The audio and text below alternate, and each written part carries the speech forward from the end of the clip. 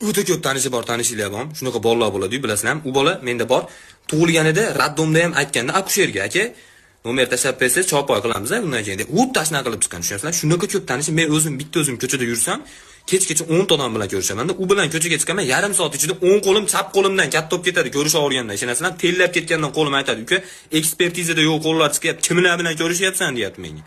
Shunaqa ko'p tanish, bozorga kirib qolsangiz bo'ldi, tugadi. Asha yerda o'zida o'sha kechgacha mashq qo'lim azizestetikadan katta bo'lib ketadi deya olasizlar o'sha ko'p ko'rishganinglarda.